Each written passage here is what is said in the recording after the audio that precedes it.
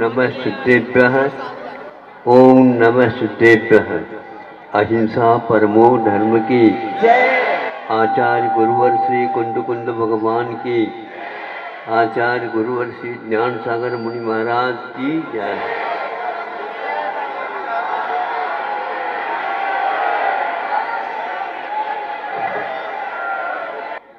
यह सब दृश्य जो दिख रहा है लगता नहीं है दृश्य है, कोई स्वप्न ही देखा जा रहा है।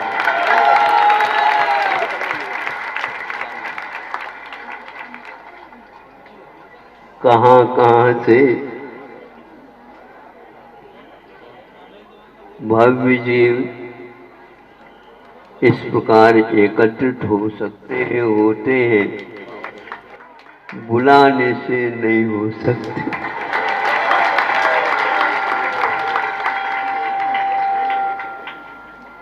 किंतु जो व्यक्ति इसका स्वप्न देखता है वह साकार के रूप में भी देखना अवश्य होगा। गुरु जी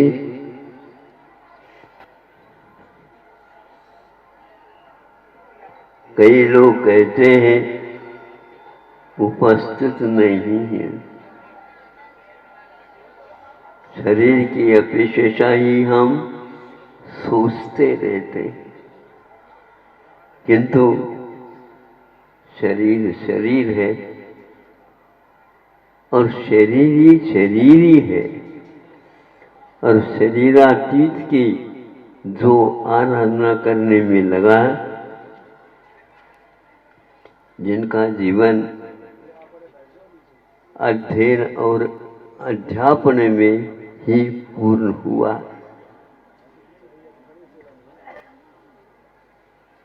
और क्या क्या चाहते थे,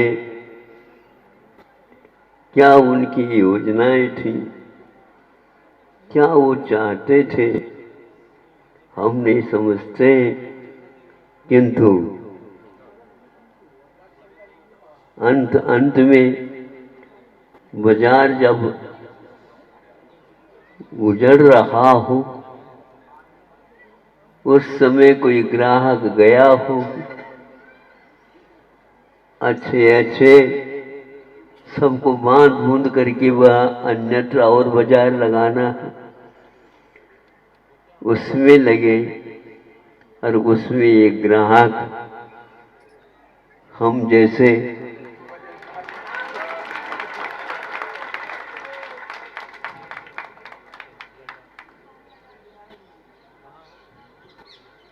उसके लिए भी उन्होंने जो उम्मीद नहीं किंतु आशा नहीं, विश्वास अवश्य था, इसलिए उन्होंने उतने ही समय में क्या क्या किया, मंत्र का प्रयोग वो जाने। और आज यह सब कुछ आप लोग सबको देखने वाले, जानने वाले, उनके इस पवित्र स्थान पर उस कार्य हेतु उपस्थित हुए हैं जो हजारों वर्ष पूर्व में था, उसको पुनः जीर्ण शीर्ण अवस्था में होने के कारण भावुक समाज ने विश्व के सामने अपने भावों को अभिव्यक्त किया है, जो आज फल रहा है, फूल रहा है, रस सुरभि उसकी फैल रही है। इसको सुन करके, देख करके आश्चर्य होता है कि ऐसा भी करने से नहीं होगा, किंतु वह उपादान के अनुसार कार्य होता रहता है और हम उसमें निमित्त के रूप में कुछ होते हैं। ये भाव अनुभव में आता है। पुराने स्थानों में एक छोटा छोटा संघ होता हुआ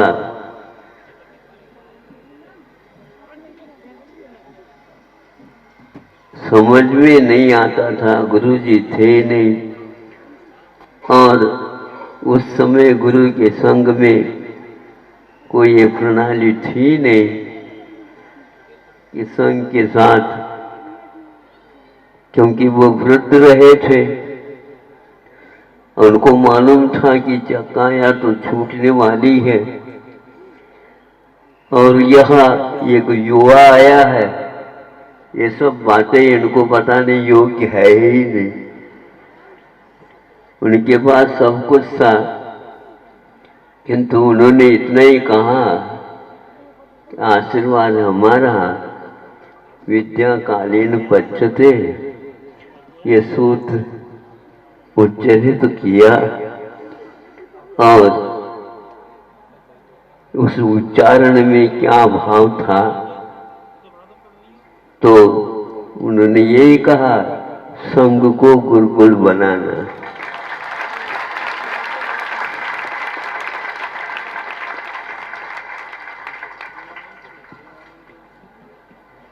अकेला गुरुकुल कैसा संभव होगा, लेकिन गुरु के मुख से निकला हुआ वचन कभी फालतू निरर्थक हो नहीं सकता।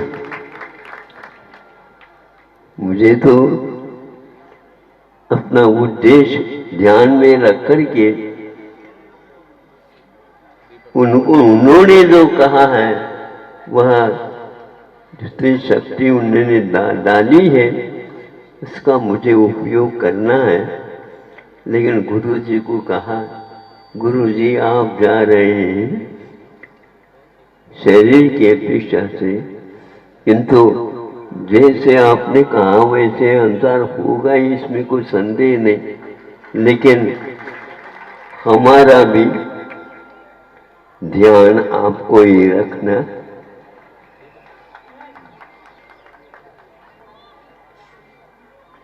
और उसका ये दृश्य आपके सामने है।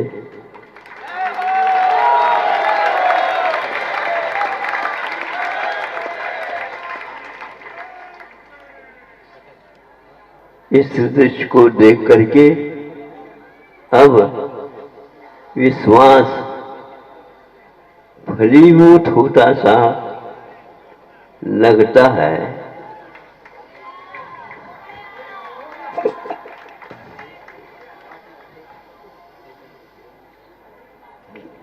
चाह और कुछ नहीं, जो गुरु के सानिध्य में चाहा था, एकत्व विभक्ति अंतिम श्वास में प्राप्त हो, जो गुरु जी को मिली वही परंपरा से हमको भी मिले। इन्हीं भावों के साथ उनके चरणों में नतमस्तक होता हुआ लाखों की जनता के सामने है। प्रकृति साथ दे, भीतरी प्रकृति साथ हो जाए। भीतरी प्रकृति का अर्थ साता सुभिक्ष चारों तरफ उमड़ते और आगत से जनता का किसी भी प्रकार से कुछ भी कष्ट उन्हें न हो, किंतु बाबा का दर्शन अवश्य तृप्ति हो उनको कि हम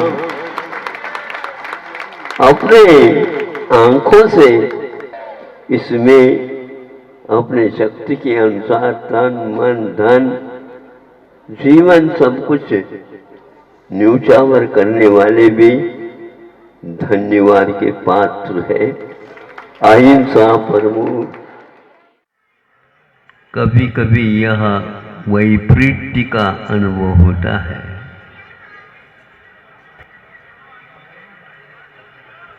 कहा यह जाता है नीचे की ओर मत जाओ, लेकिन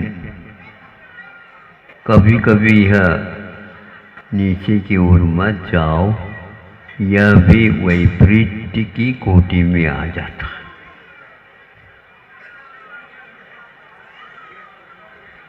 कैसे?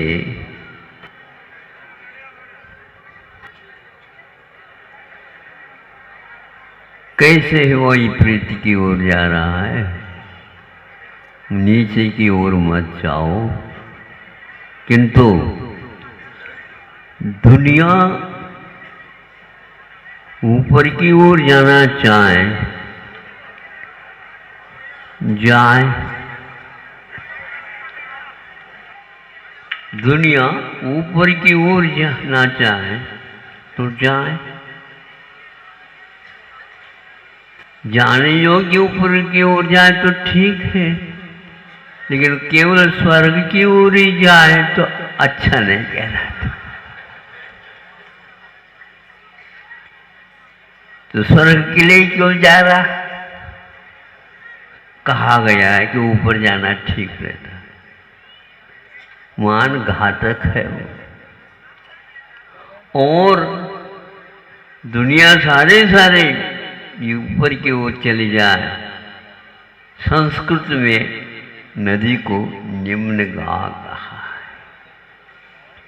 जो नीचे की ओर जाती है वह निम्नगा नदी कहलाती है।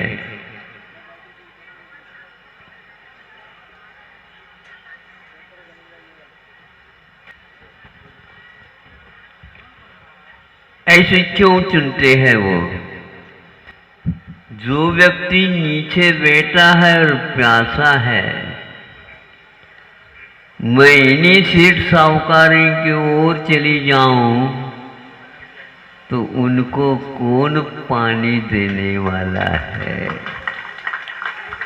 इसलिए मैं चुनती हूं कि नीचे जाना ही पसंद है, ऊपर जाने में कुछ नहीं।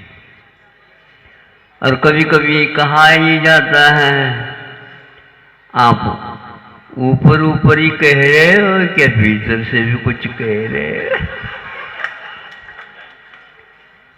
कभी कभी तो समझ में आ जाए। हमेशा ऊपर की बात करते हो, कुछ भीतर की भी बात करते हो क्या? नहीं। लेकिन कहने में तो ये आता है अच्छे लोग नीचे देख करके चलो।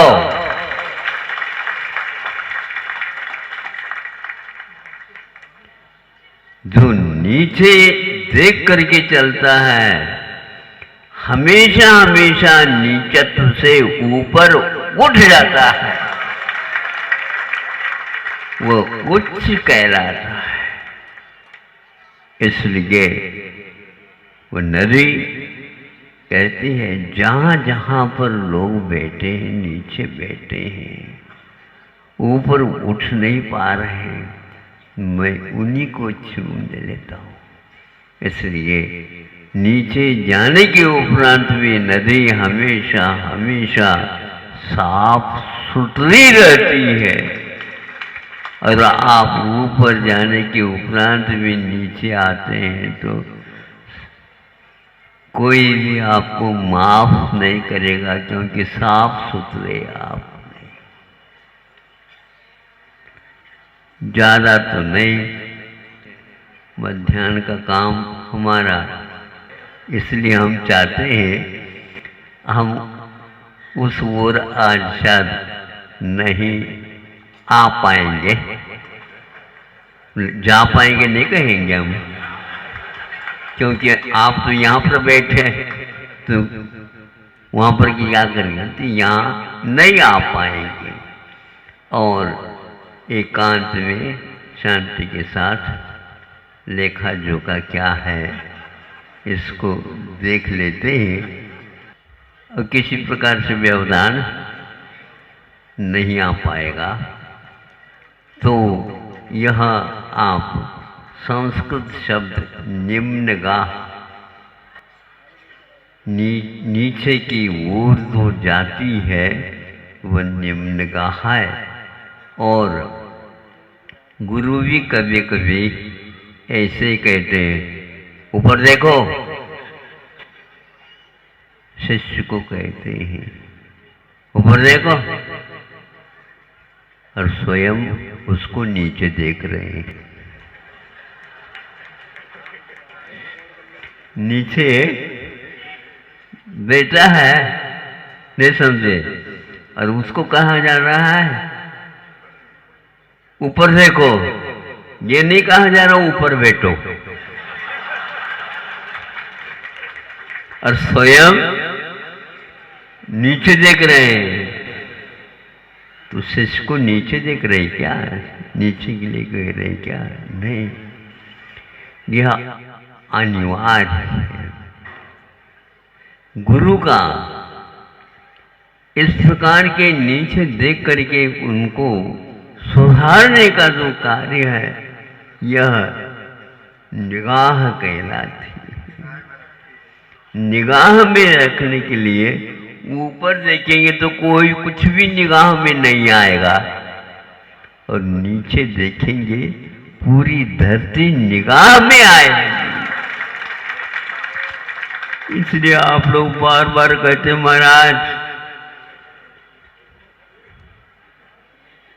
हमारी ओर भी निगाह रखो महाराज। तो हम निगाह रखते हैं, लेकिन सरसरी निगाह रखते हैं, सरसरी निगाह। महाराज सरसरी निगाह ही सही, नहीं समझे, किंतु निगाह रखना चाहिए। निगाह में साम्य होना चाहिए, विषमता नहीं होना चाहिए, क्योंकि दृष्टि में समता रखना बहुत कठिन होता है। वैसे दृष्टि में ममता झूलती रहती है, झूलती रहती है। उसी में हम सुख और शांति का अनुभव करते हैं। ये निगाह बदल लीजिए, और भीतर की ओर भी आप चाहिए। निम्न का अवश्य नदी के पाठ को सीख लीजिए। संक्षेप से का इतना ही वक्तव्य है। अहिंसा परमो धर्म की। भक्त लोग भगवान की भक्ति करने से पूर्व में अपने ललाट के ऊपर भगवान के चरण के जो केसर चंदन आदि आदि जो कुछ भी, उसको अपने ललाट पर लगा लेते।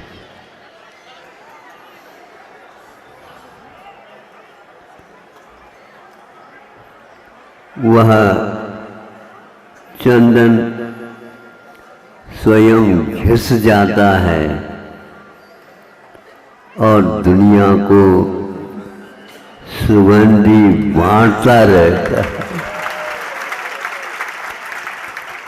जितने जितने वह चंदन का घिसना होता है उतने उतने ही चंदन की महक चारों ओर फैल जाती।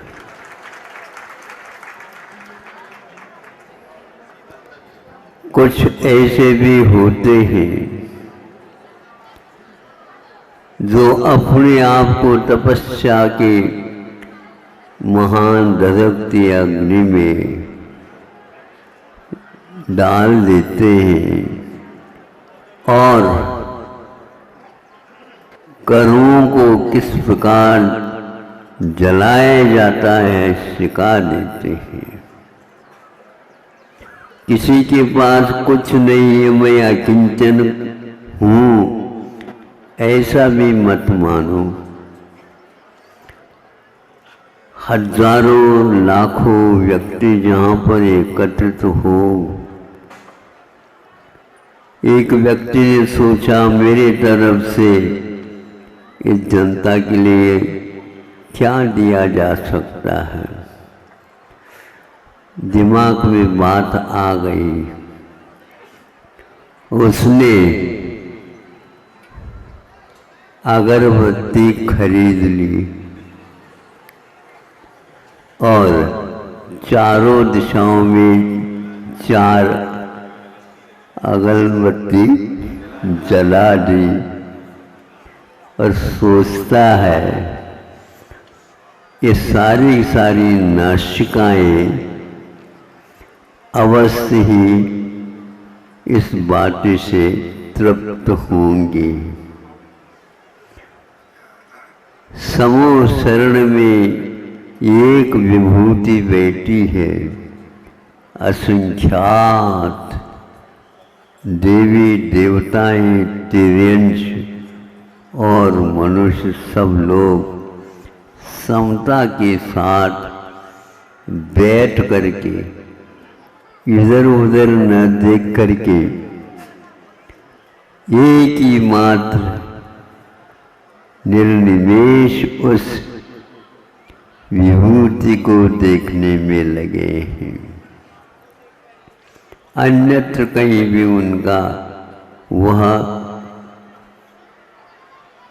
देखना नहीं हो रहा है। किंतु एक अर्थ से यह है, समूह शरण घेरे में रहता है।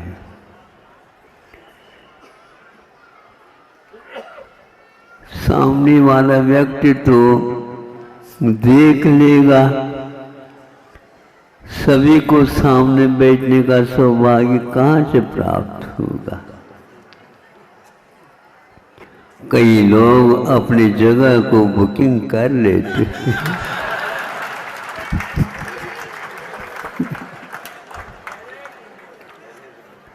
भगवान ने सोचा कुछ लोग तो अधिकार जमा करके रात के 12 बजे आकर के बैठ गए। हाँ,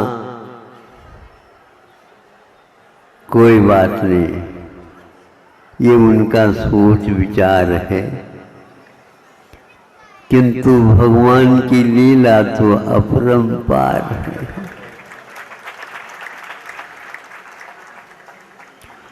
किस किस को रवि देखता,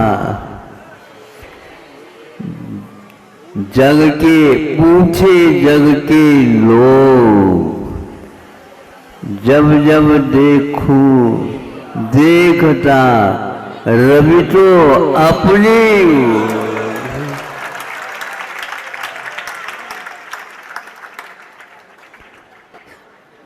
चतुर्दिक्ष दिशाओं में उनका मुख, विदिशा में भी उनका मुख, चारों तरफ से जनता घेर करके बैठी है और महसूस कर रही है कि भगवान तो हमारी ओर ही देख रहे, भगवान तो हमारी ओर ही देख रहे हैं।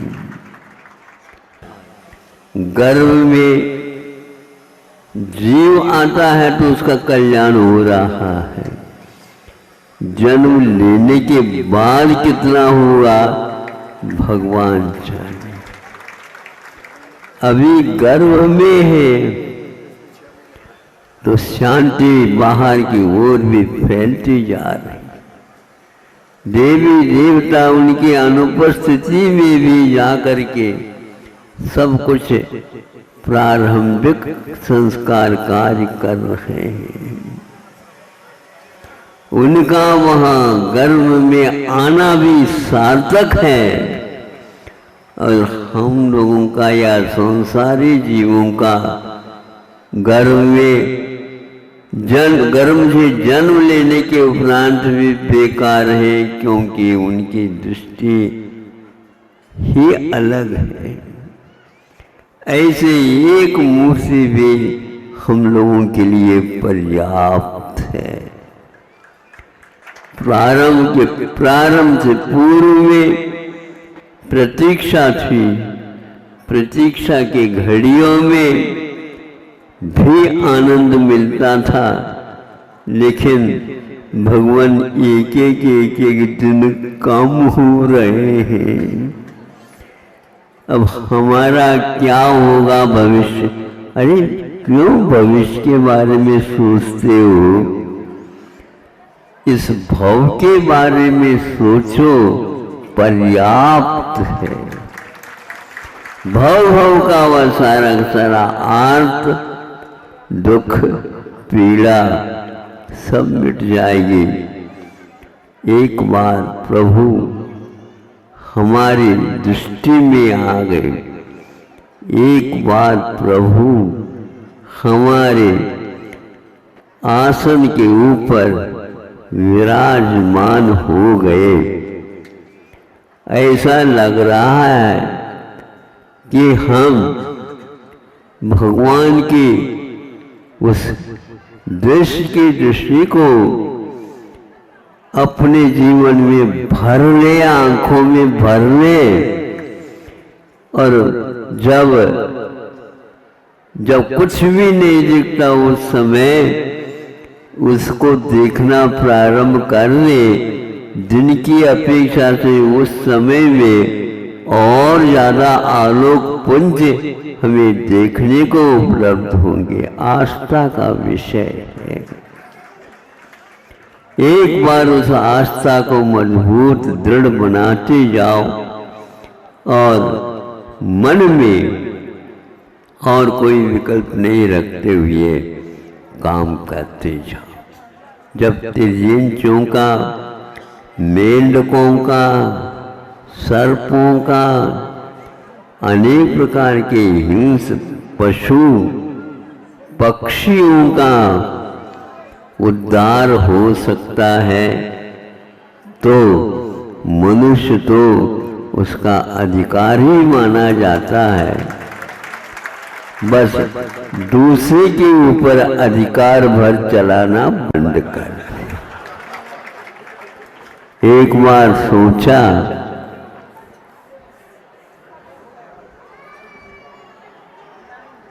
चौधरी हो रहो, चौधरी हो रहो,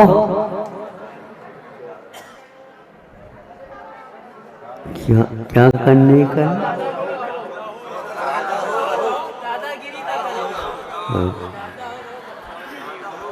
चौधरी हो रहो, दादागिरी न करो, चौधरी न बनो, दायित्व क्या है उसको संभालो।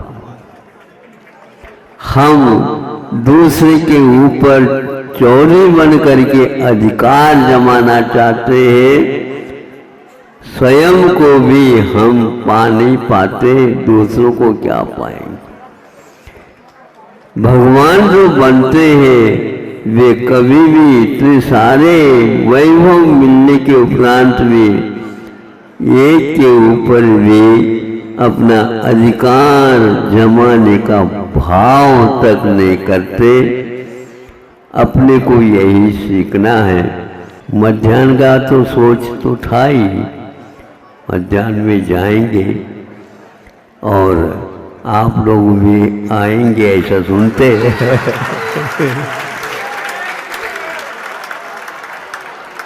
असल में ऐसा है, मेरे आए बिना आपको चैन नहीं, और आप लोग आए बिना हमें भी चैन नहीं। अहिंसा परमो धर्म की गर्व। इसके उपरांत जन्मादि कल्याण होंगे।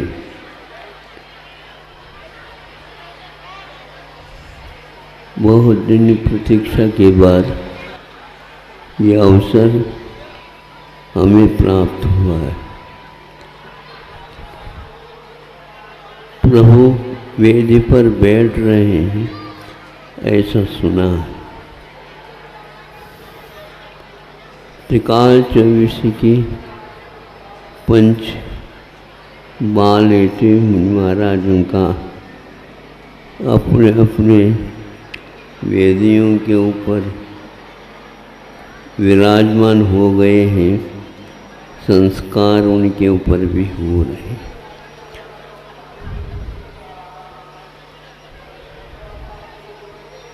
प्रभु से प्रार्थना करते हैं हम,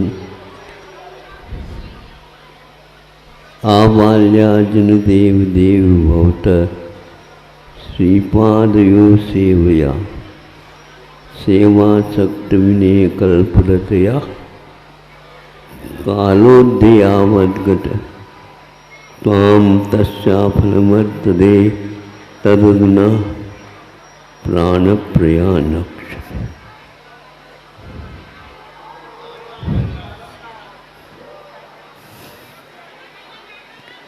नाम प्रतिबद्ध वर्ण पटने कंठोस्थ कुंठ।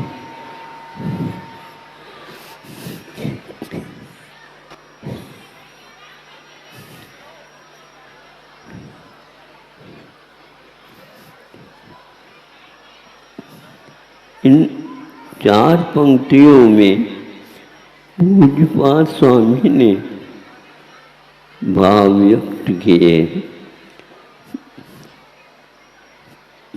जब से आपके चरणों की स्मृति मुझे प्राप्त हुई, तब से लेकर आज तक वह स्मृति बनी रही। आपका नामोच्चारण बना रहा। प्रभु अब अंतिम समय में आपसे हम कुछ भी प्रार्थना नहीं करते हैं, केवल इस कंठ से वही नामोच्चारण आपका निकलता रहे।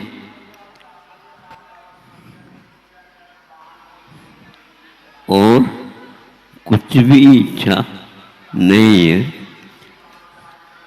जीवन में जो कोई भी पुण्यार्जन हुआ उस सब का मुझे कोई भी वास्ता नहीं, सब नश्वर है। किंतु उस पुण्य से जो बंधा हुआ है वो सारा सारा आपके ही चरणों में नामोच्चारण के साथ विसर्जित हो। वो मेरे कर्मों को जो अप्रशस्त हैं उन सब को वह नष्ट करेगा। ये विश्वास आपके नामोच्चारण से ही मुझे प्राप्त है। ये कंठ जो अभी बोलने में सक्षम नहीं रहा, फिर भी आपके नाम स्मरण करने से उसमें थोड़ी सी शक्ति आ जा रही है।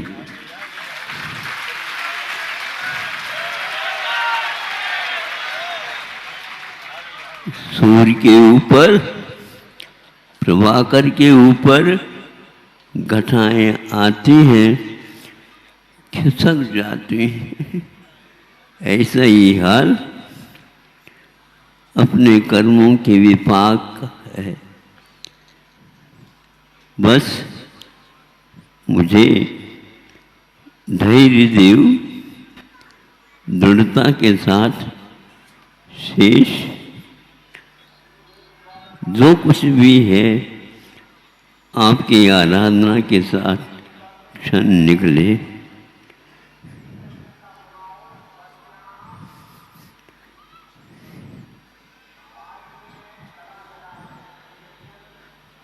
यहाँ का मंगल पाठ वहाँ तक भी आ रहा है, यहाँ पर भी बैठा रहा, सुनता रहा,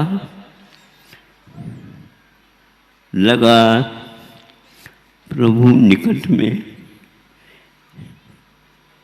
प्रभु के साथ हम भी बैठे हैं, भी ऊपर बैठे हैं, उनके चरणों में हम बैठे हैं।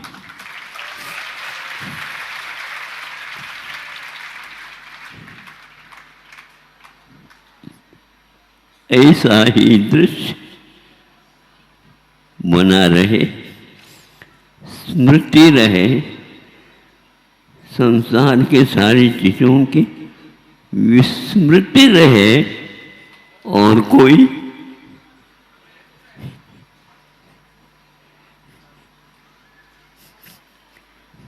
शरीर बिल्कुल शिथिलता है, किंतु भीतर से यथावत गुरु के वचन भी स्मृति पटल पर अंकित है। जैसे हम प्रशस्ति पढ़ते हैं भगवान के चरणों में, वैसे ही स्मृति पटल पर वे शब्द अंकित है। संक्षेप से गुरु को भी नमस्कार हो, गुरु के गुरुओं को भी नमस्कार हो। प्रभु ही प्रभु। देखिए ये चार पंक्तियां गुरु के स्मरण के साथ, गुरु ने मुझे गुरु समय दिया, गुरु ने मुझे गुरु समय दिया, लघु बनने के, लघु बनने गुरु ने मुझे गुरु समय दे दिया। अहिंसा परमो धर्म की जय।